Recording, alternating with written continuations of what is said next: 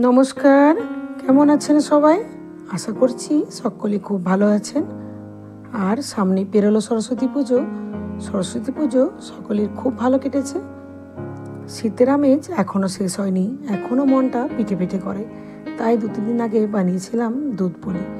Already অনেকে বানিয়ে ফেলেছেন, আর যারা বানিয়ে ফেলেননি তারা সত্তর বানিয়ে ফেলুন আর রেসিপিটা দেখে নিন।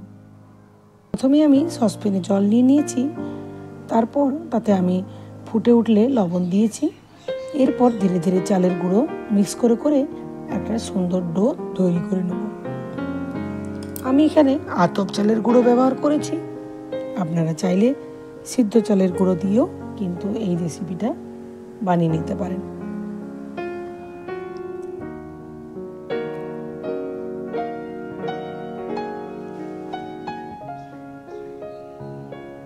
ভালোভাবে মাখা হয়ে গেছে, আমি ঢাকা দিয়ে সাইড করে দিচ্ছি। এবার আমি দুধটা জাল দেবার জন্য রেখে দিচ্ছি।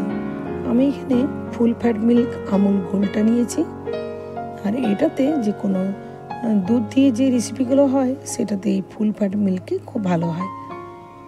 ততক্ষণে দুধটা জাল দেওয়া হোক, আমি এইদিকে ডোটাকে ভালোভাবে হাতে করে মেখে নিই। যত ভালোভাবে ডোটাকে আমরা স্মুথলি মেখে নিতে পারবো, পিঠেটা ততই ফাইন তৈরি হবে।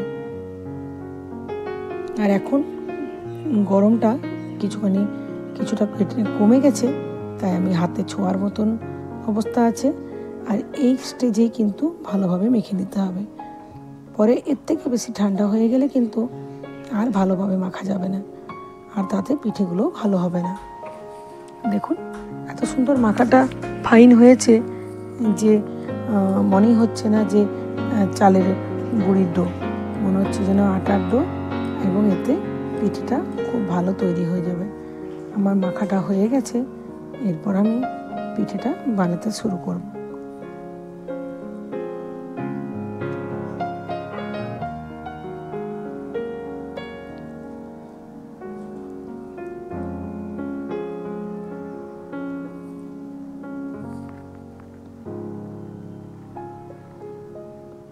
দুধ পুলিতে আমার এই লম্বাটে শেপটা সব থেকে বেশি ভালো লাগে, তাই আমি এই শেপটাই বানালাম। এই শেপটা দেখতে কিন্তু দারুণ লাগে। আর দেখুন পিঠেটার মধ্যে কোনো রকম ফাটল হয়নি, ভেঙে যায়নি, কিচ্ছু হয়নি। খুব সুন্দর ফাইন এক পিঠেটা তৈরি হয়েছে।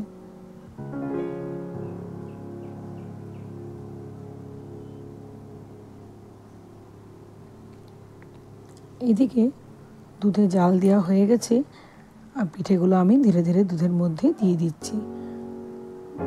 পিঠেটা দুধের মধ্যেই যদি সেদ্ধ হয় তাহলে পিঠের স্বাদ অনেকখানি বেড়ে যায়।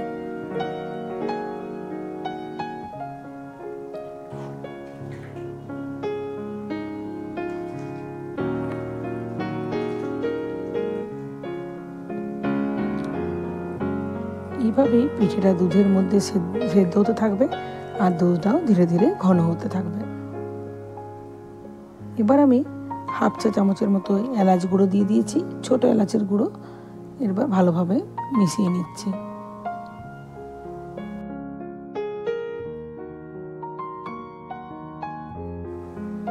দেখুন এতক্ষণ ধরে পিঠেটা দুধের মধ্যে সেদ্ধ হওয়ার পরেও কিন্তু পিঠেটা ফেটে যায়নি বা ভেঙে গলে কিচ্ছু হয়নি। পিঠেটা দেখুন শেপ সেই রকমই আছে, আর খেতেও কিন্তু এই রেসিপিটা দুর্দান্ত হয়। আপনারা যদি এখনও ট্রাই করেননি অবশ্যই ট্রাই করে ফেলুন। আর আমি গ্যাসের ফ্লেম বন্ধ করে দিয়েছি। এবার আমি পাটালি গুড়টা ছোট ছোট টুকরোতে কেটে আমি দুধের মধ্যে দিয়ে দিয়েছি, কারণ দুধটা গরম আছে, খুব সহজে গলে যাবে। স্বাদ মতো যতটা মিষ্টি খেতে চান সেই মতো পাটালি গুঁড়োটা দিয়ে দেবেন। পিঠে আমার পুরোপুরি রেডি, আমি গরম গরম সার্ভ করে নিচ্ছি। আর আপনাদের যদি এই রেসিপিটা ভালো লাগে আপনারা অবশ্যই কমেন্ট করে জানাবেন। ভালো লাগলে লাইক দেবেন, চ্যানেলটিকে সাবস্ক্রাইব করবেন। আমি দেখছি অনেকেই আমার ভিডিও হয়তো দেখেন কিন্তু এখনও চ্যানেলটিকে সাবস্ক্রাইব করেননি। আমি অনুরোধ করব চ্যানেলটিকে সাবস্ক্রাইব করে নেবেন, আর ফ্রেন্ড ফ্যামিলি মেম্বারদের সঙ্গে আমার রেসিপিগুলো শেয়ার করবেন অবশ্যই। সকলেই ভালো থাকবেন, সুস্থ থাকবেন। ধন্যবাদ।